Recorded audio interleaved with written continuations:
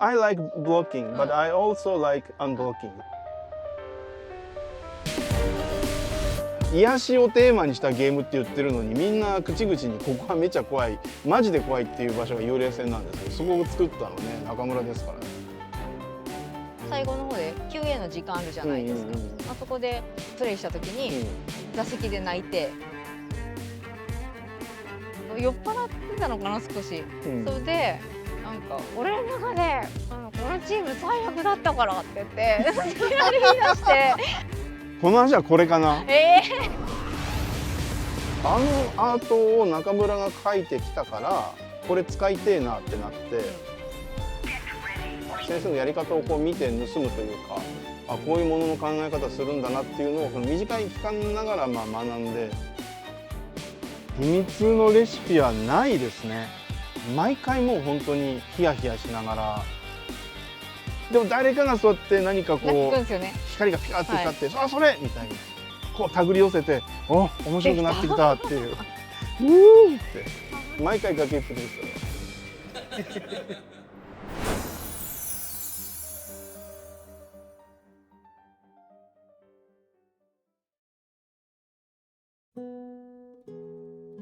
2本目にそのベヨネッタが始まるんですけど、その時に神谷さんともう一回できる人って誰だっけな、誰かが聞いたんですよ。できる人って聞かれて「はーい」って言って言ったんですけど、私ちょっと変な企画出しちゃってたからあれで、で途中からベヨネに戻ってきた時に、神谷さんがやりたい世界観出てるかなってすぐ入って分かって、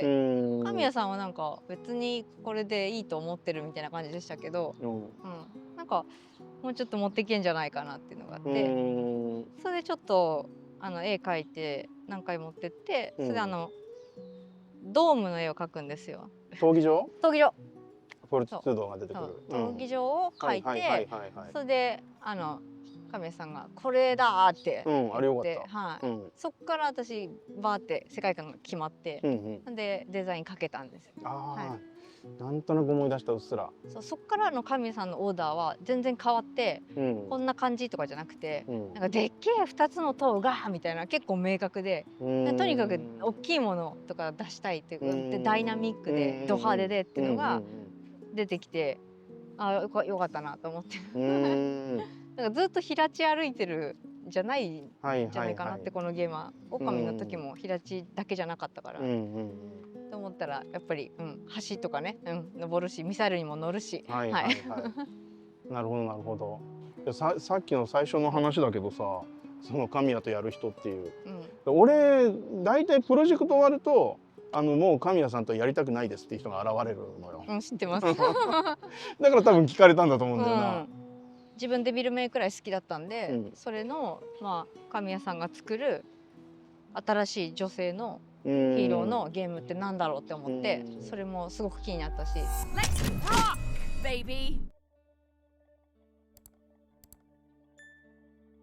もともとああいうゲームを作ろうとは思ってなくて、ちょうど Wii が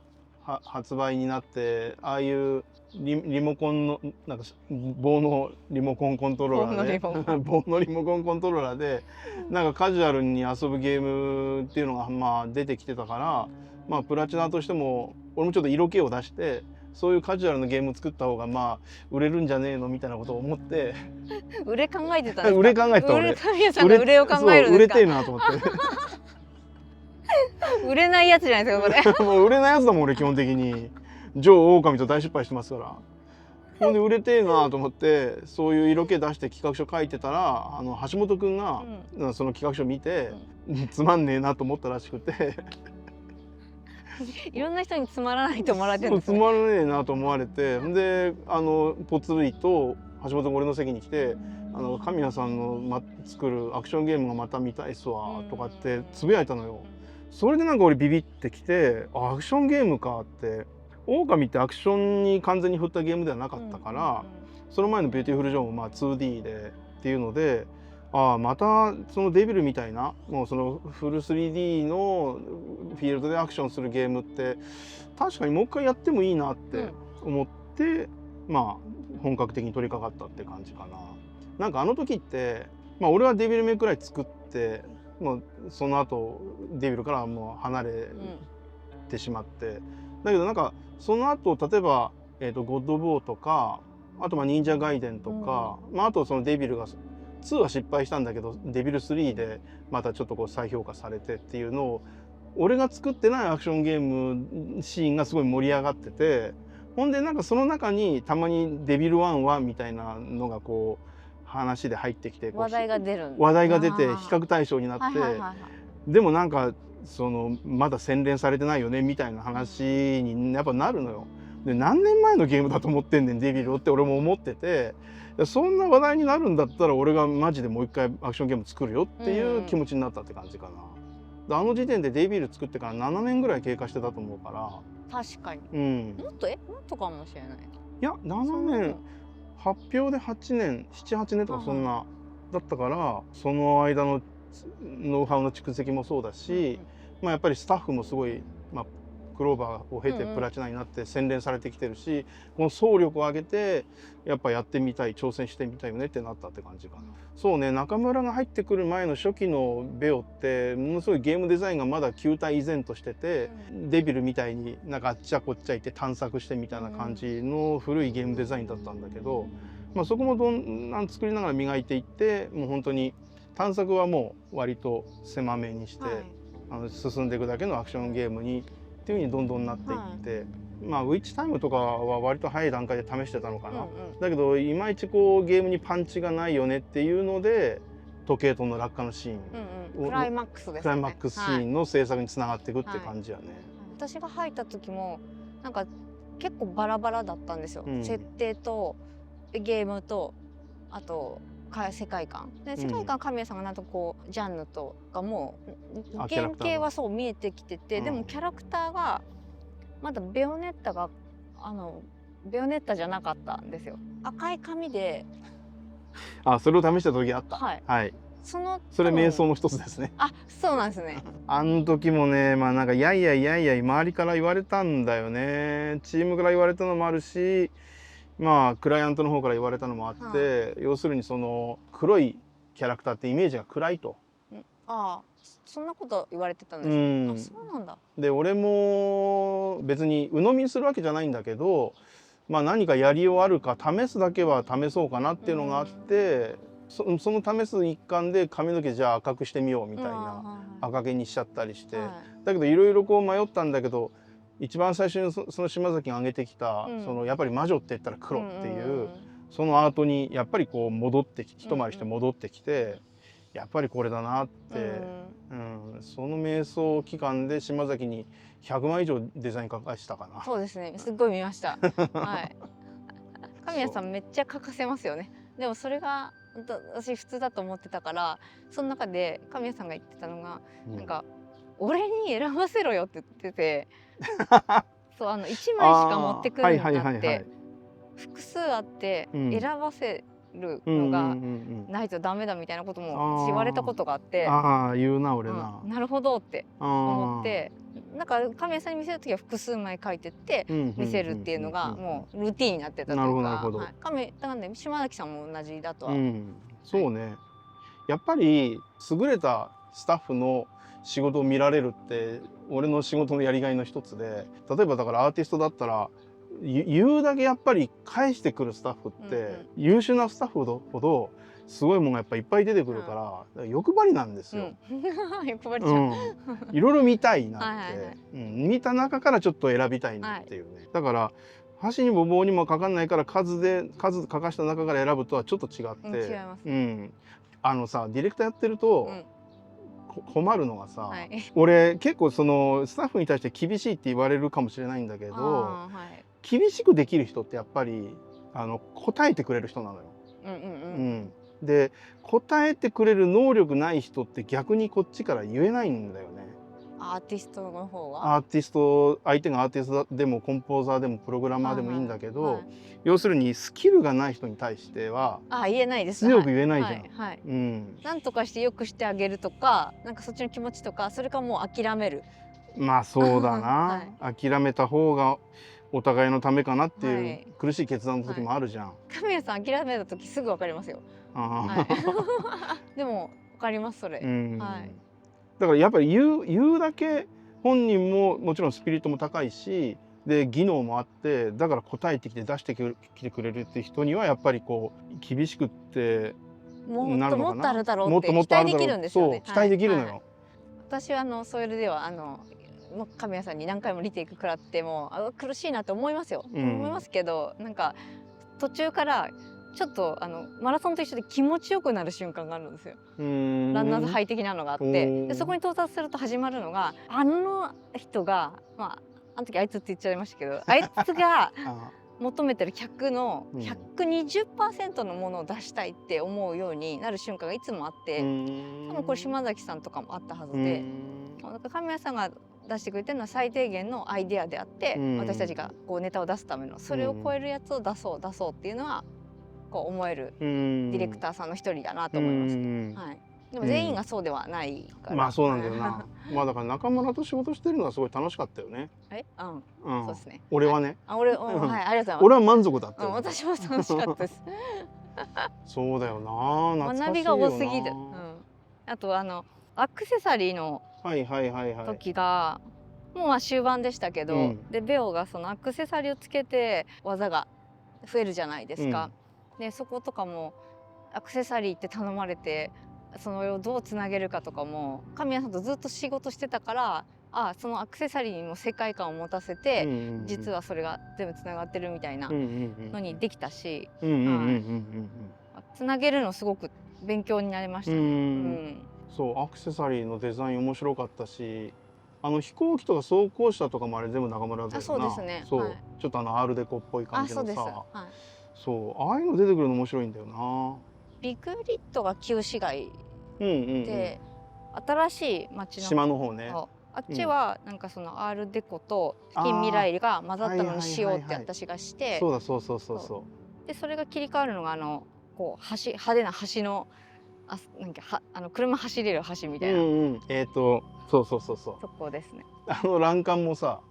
この橋のこれアーチもさ、バイクでこういう風に行きたいからって、そうです。でなんか中村がだからデザインをこうしてくれたんだよね。でさらにねじって、でこれもう私我慢したんですけど、建築的に耐えられないんですよ。このもうこれ崩れるの崩れる、風吹いたら崩れるやつだ。でもそこはもう目をつぶろうと思って、さらにひねってるんですよね、欄干は。こうなってんだよな。でなんとかロープでつないでバイクがこう行かなきゃいけないからさ。で神谷さんのプロジェクトの面白い場合は、そういう現実的に絶対崩れちゃうなとか、絶対ありえないんだよなってところで私が不安があると言ってくれるのが、不思議パワーで大丈夫って不思議パワーってなんやねんそっか不思議パワーかって言って、不思議パワーが許される設定のゲームを作るのが僕好きなんですよ。そうなんですよ。魔法だったし、ベヨネッタってね、魔女と魔法で、そんなにフォトリアルな方に振り切ってないっていういい頃合いなんだよね。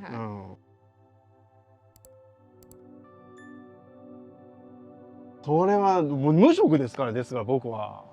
超無職ですよ。無職だけどなんかやってるんですよね何もやってないですよ無職だけどゲームクリエイターを引退したわけじゃないですから。これからも神谷さんっていうクリエイティブが続いていくんですよね続いていくといいよね。続いてきてくださいよ。なんかね、だから俺会社辞める時にもみんなに対してこういう理由で辞めるんですっていうことを全社に言ったんだけど、何人かなんか俺が完全に業界から引退するって思い込んじゃったらしく、ほんでなんかすごい涙ながらに「神谷さんまたゲーム作ってください」とかっていうのを言ってくれて、ありがてえなと思いながら、いや俺別に辞めねえんだけどな職業はと思って。会社を辞めただけであって、ディレクターとかそういうのを辞めたわけではないってことです。ただまあ一人じゃできないから、一緒にやってくれる仲間とか、やらしてもらえる環境とかを、そういうところでもしつながれたらやるんじゃないですかね。狼を前あってるのはだからツイッターでさ、でもあれいつか作れたらいいねって言ってるだけで、別に作るって言ってるわけじゃないですけど、すごいバズっちゃって。Okami is going to be back. Really? Really. Wow.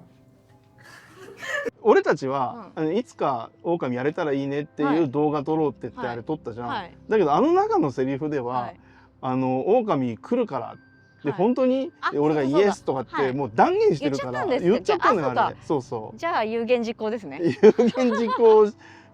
はそうですね。なんか最近さ、カプコンアンケートやったの知ってる？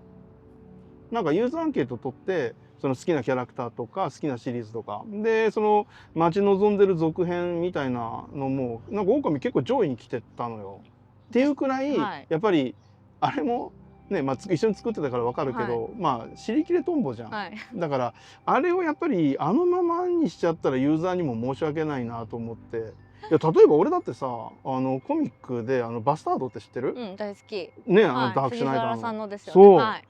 れさ、いつ次続き出んねんって。ずっと待ってます。そう、俺死ぬよと思ってさ、そのうち。確かに。そう、確かにじゃねえ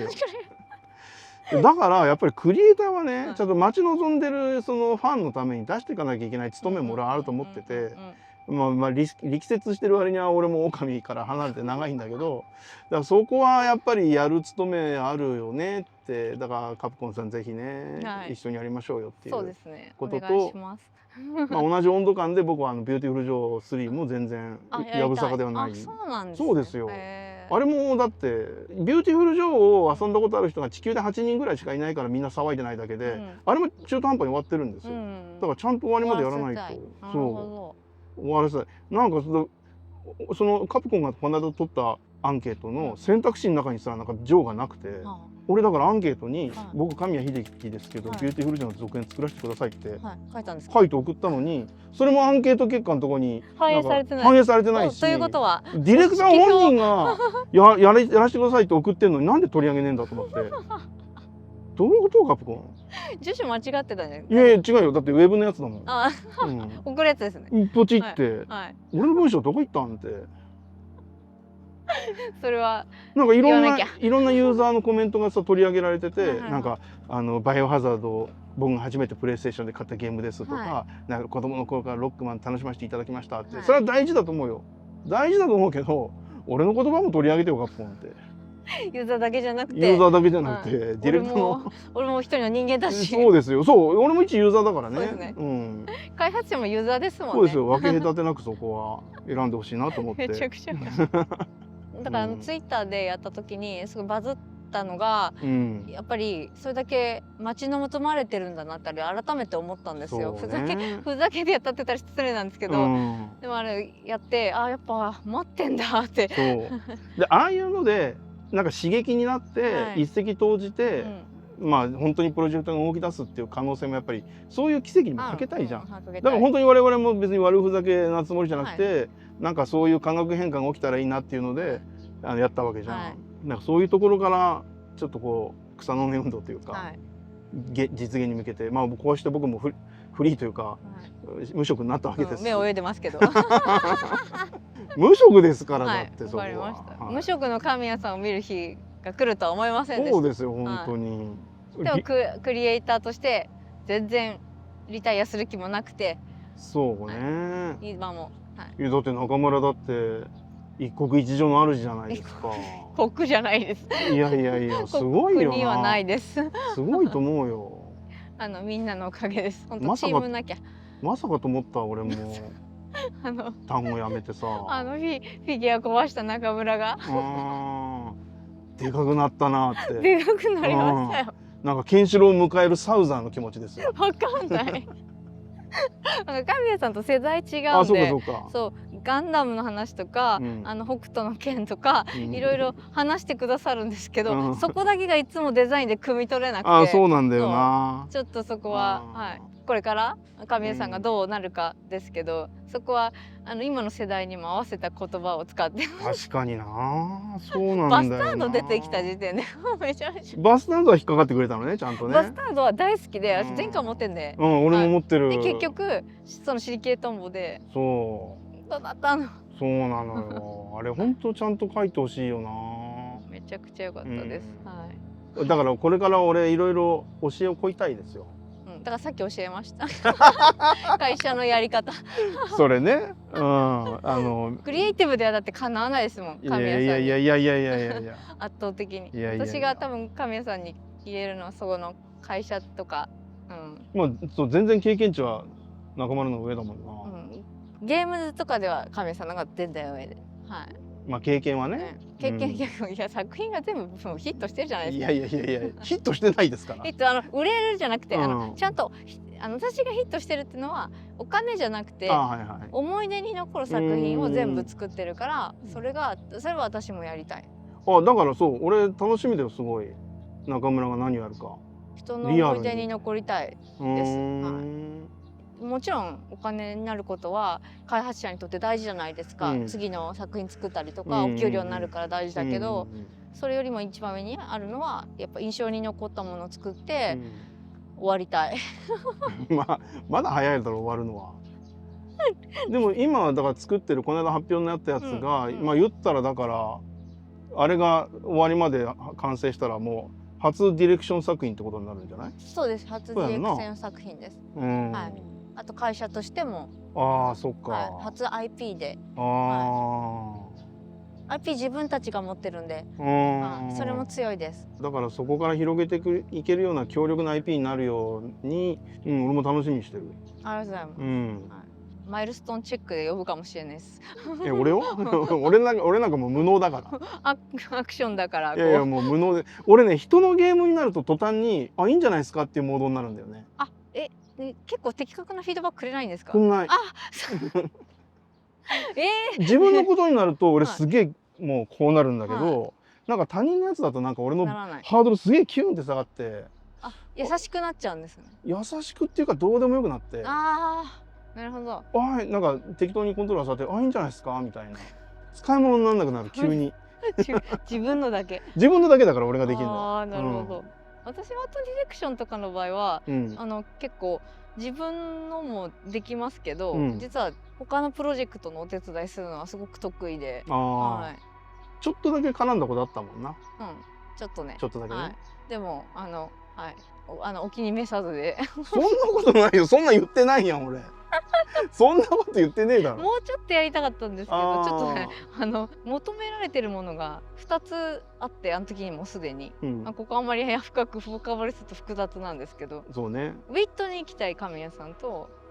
売れ線を作りたい会社っていうその気持ちが2つ揺らいじゃってて、デザイナーの中でこっち聞かなきゃよかったなと思ってたり、それがあってもう中途半端なものを上げて終わってしまったなっていうのがあったんで、あんまりこんな話全然深掘りできない。そうですね、深掘りできないでもお互いに昔と立場は違えど、クリエイターとしてはずっとそうだね、同じ肩を並べた仲間だと思うので、これからも学んでいきましょうそうね、お互い、いい刺激を受け合っていきましょう。いきましょう。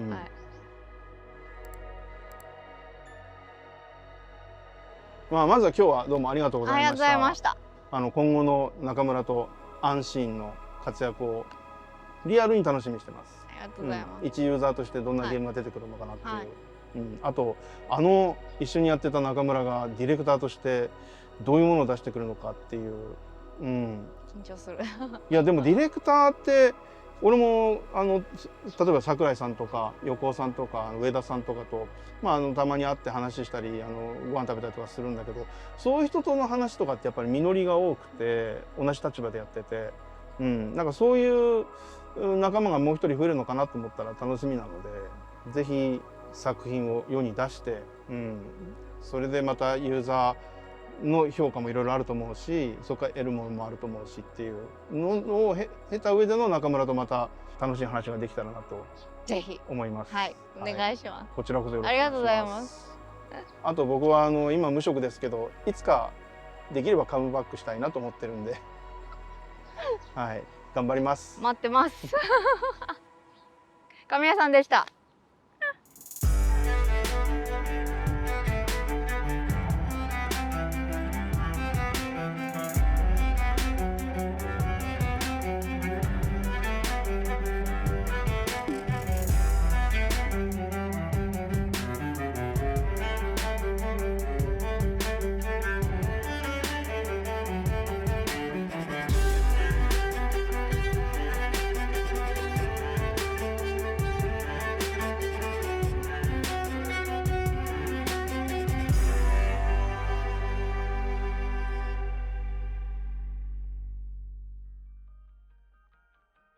彼女、僕もディレクターとしての経験があって、今は無職なんですけど、これからディレクターとしても作品作っていきたいと思ってます。そして今彼女はまさにディレクターとして作品作ってるんですが、そういった同じディレクターっていう立場においても彼女には僕にはない力っていうのがあって、もともと彼女はアーティストとして活躍してたっていうのもあって、自分でアートが描ける、デザインができる、ビジョンを示せるっていうところが彼女の強みで、また個性だと思うんですよね。そういう力を併せ持ったディレクターっていうのは非常に珍しいと思うので、